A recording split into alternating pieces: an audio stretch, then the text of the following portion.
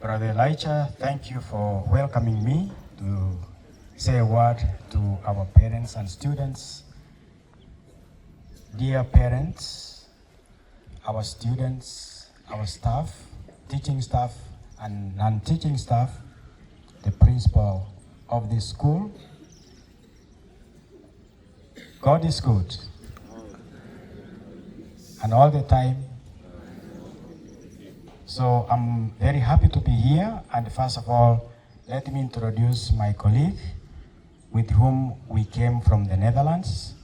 I will ask him to say his name, otherwise you don't hear his voice. So let him talk for himself. Okay, good morning. Good morning, parents and students and teachers. So I'm happy to visit you this morning, participating with you this moment. I think this is very beautiful moment together with you. And I can see a little bit about the tradition of the school.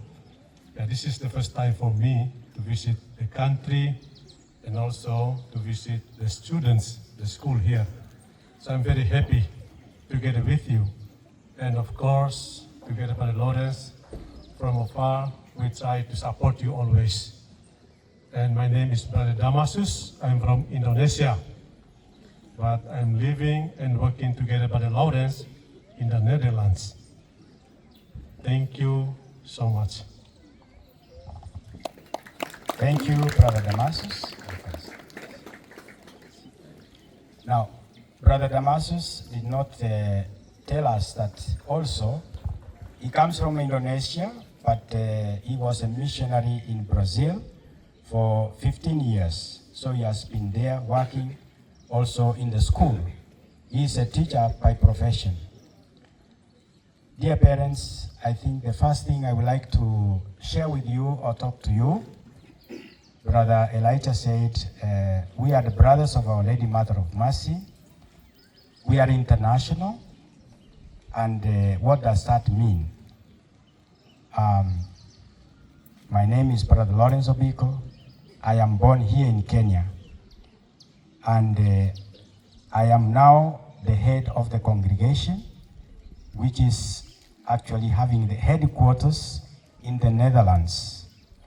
So in 1958, as Brother Elijah already told us, our Eminence Cardinal Tunga, at that time he was still the cardinal. He was a Kisumu, Kisi diocese was one diocese. He went to the Netherlands and he went to ask the brothers to come to Kenya to help with education, because at the time we were just starting with the process of becoming independent. Kenya was becoming independent. But then the education system was not yet developed so well. And the church, the Catholic Church, foresaw the need to have good teachers who can help the young ones to grow not only in academic but also in faith. So when Cardinal Tunga went to Netherlands and he asked for the brothers to come to Kenya, and the brothers were very generous. They sent 7 brothers to come to Kenya, and those 7 brothers started first of all in Asumbi Teachers Training College. So they were there trying to mold the teachers who could later on become teachers in primary school. So they were there for many years. They produced many teachers who became very prominent in many schools in Kenya.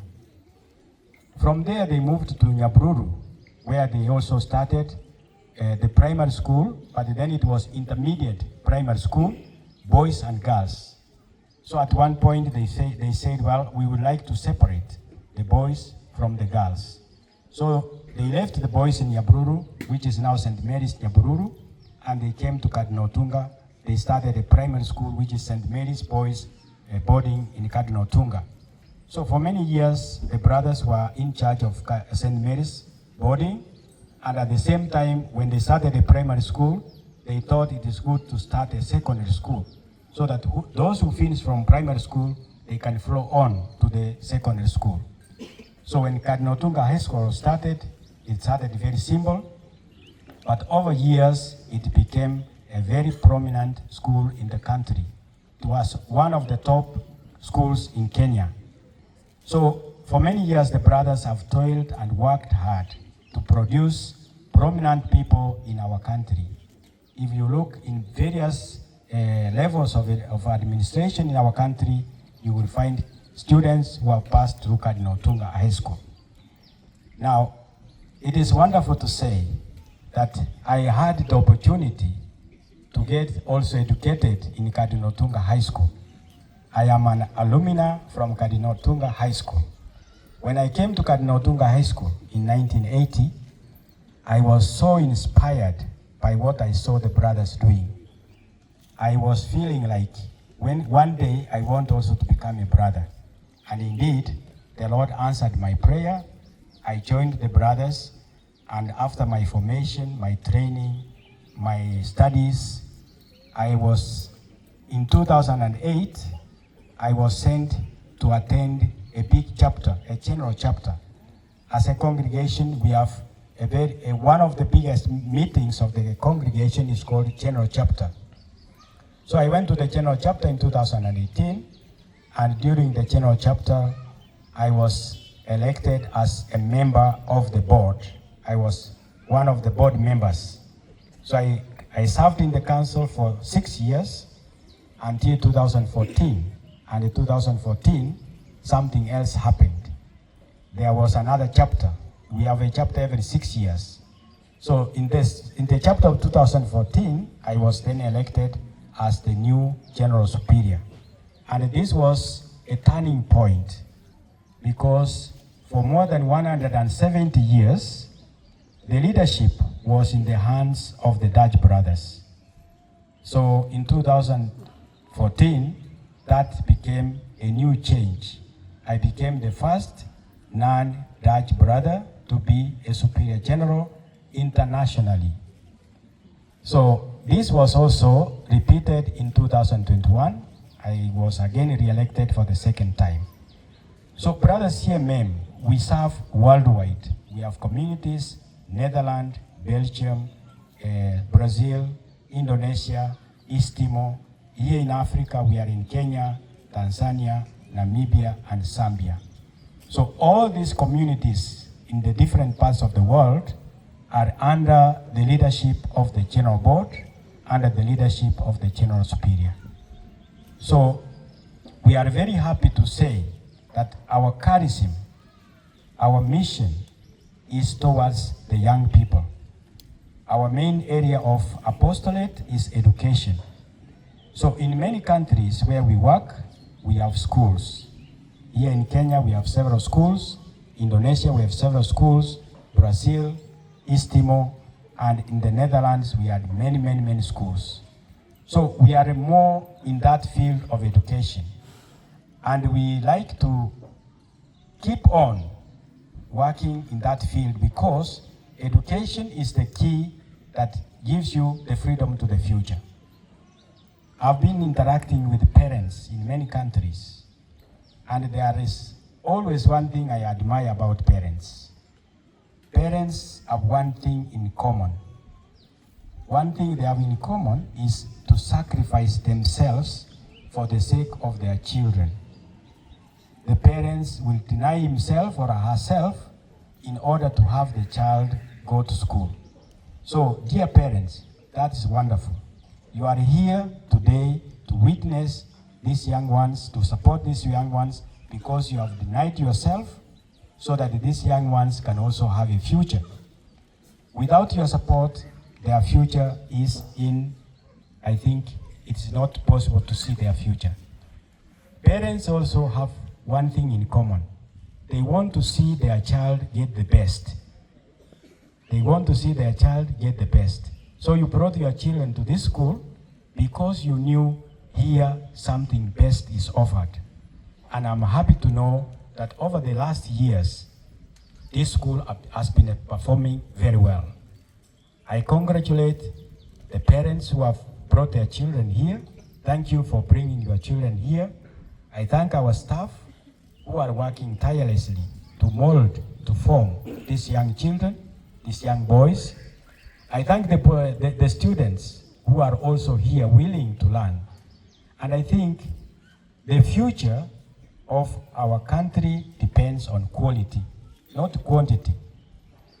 I think we need good leaders. We need good people in different levels of administration. If they are doctors, teachers, nurses, people working in different areas of technology, we need all of this. They must be well prepared.